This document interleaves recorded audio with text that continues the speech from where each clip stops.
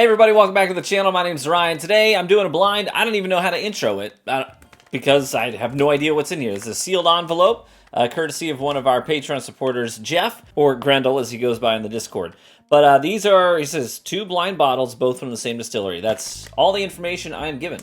Beyond that, I can't see through the envelope to see what's in there. Not a clue. So, I don't know. We'll play it by ear.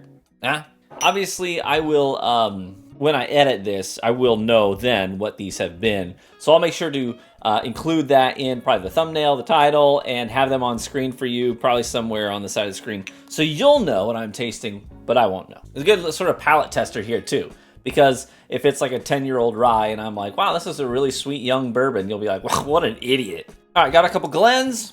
Let's get them poured. Let's dive into it. So, not a clue, style, age, distillery, none of it. I don't know any of them. But let's get in on this. Give it the old Inspectorino, and I'll taste both of them, and I will pick my favorite, and then we'll find out what they were. Sound good? Just looking at a visual inspection here. A very small, little thin line up there in terms of viscosity and how much is clinging to the glass. So, not super thick, not super viscous. Very light in color as well. Let's give her a nose. A lot of peppery oak on the nose. Some baking spice. You ever have cowtails? I friggin' love cowtails. They're like a soft, chewy taffy with that cream filling in the middle. What a friggin' delicious candy. This reminds me of cowtails on the nose. Sweet caramely taffy. A little bit of sweet cream as well. Right alongside that peppery oak. That's a nice nose. Let's taste it. Cheers. Up front, a little punch of wintergreen, and then a pretty rapid transition into some sweeter notes, like the sweet vanilla cream we were getting on the nose. Definitely present there with some of those caramel notes as well. That taffy, that soft taffy, chewy. Then the tail end into the finish. A lot of that peppery oak with a little bit of brown sugar and baking spices along with it. Not overly complex, but man, that's a really tasty sip. Definitely getting some like sweet rye notes off of this one. Huh, pretty good, not bad at all. The more it just sits on my palate, you know, after I've had that sip, you know, maybe 50 seconds ago or so. Now, just a little bit of sort of that warehouse funkiness. It's kind of settling in a little bit. A little bit of funk. Yeah, a little sweet, a little spicy. Cool, let's move on. Nose on this one is much sweeter. In maple syrup. Some toasted walnuts as well. In terms of clinging to the glass, this one just looks a little bit thicker. Some bigger drips running down the side of the glass after rolling it. Almost the consistency of like a honey syrup. But yeah, a little maple, a little walnut, and maybe even a slight little bit of like an orange zest in here too. I like that nose. Let's try it. Cheers. Palate much softer though. Yeah, this is very soft, very approachable. A little bit of like an orange cream soda note on this one, which is really nice. I love a good orange cream soda, but you get a little bit of that orange zest, a little bit of that creaminess as well. It's not a deep, dark, rich sweetness either. It's more a bright confectionery sweetness, sugary sweetness. And the finish is just a nice, subtle, sweet oak. Nothing too hot or spicy about it. Yeah, both of those are pretty nice sips. I really like these. Thanks, Jeff, for sharing them with me. Appreciate you. Now I gotta pick a favorite. Yeah, I like both of these, but I think if I was to fall off the log and pick one as my preferred sip for today, we're going with the first one. We're going with sweet and spicy. Second one was really delicious, really yummy. It's a whole lot of sweet, so it might make like a really good dessert pour, something like that. But for just like an evening when I'm gaming with my wife, hey, I think I'm gonna take this one. Frankly, I think both of these are really yummy though. All things considered, I don't think I'd be displeased with having either one of these. Both of them I think are really friendly. Not like super overly complex, but there's really nothing bad about them. There's nothing I can point out to and be like, man, it's good here, but this is where it's really lacking. I think both of them are super approachable, super yummy, and I don't think anyone would really have any qualms with them per se. It reminds me of like the way Irish whiskey presents. You know what I mean? It's never over the top. It's never crazy with some, you know, outlier exceptions.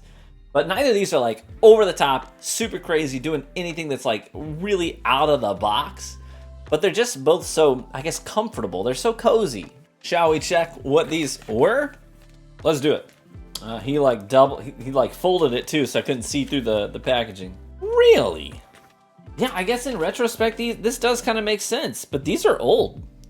So the one that I picked was Found North batch number 7, which is 131.8 proof, 18-year-old Canadian whiskey.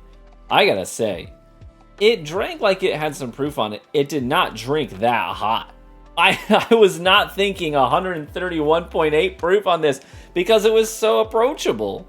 Yeah, the fact that it's 131.8 and it was my first sip of the day and I wasn't immediately like, oh, you know what I mean?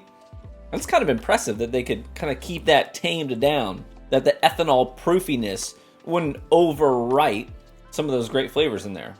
So this batch is a blend of 18 to 24-year-old whiskeys aged in new American and ex-bourbon and Hungarian oak barrels. Interesting. 83% corn, 16% rye, 1% malted barley. You know, we noted the baking spices on that one, and they're right up on it. It says the rye bolstered the baking spices and enlivened the body. So it's sort of intentional. You know, I think a lot of people give Canadian whiskey a bad rap, and some Canadian whiskeys are not great, admittedly, but some of these guys are like masterful blenders, and they do a great job. Yeah, a lot of their notes feel very similar to mine. They say sweet cinnamon, tannic friction between the baking spices like nutmeg and black pepper crackles into the side palate. Yeah, I mean, we said that, sweet and peppery. That's pretty cool. Now, the second bottle was the Found North Peregrine, 126.2 proof, 20-year-old.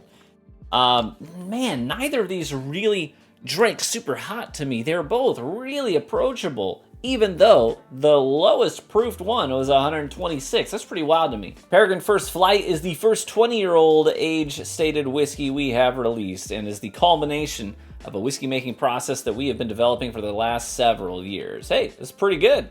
76% corn, 23% rye, 1% malted barley.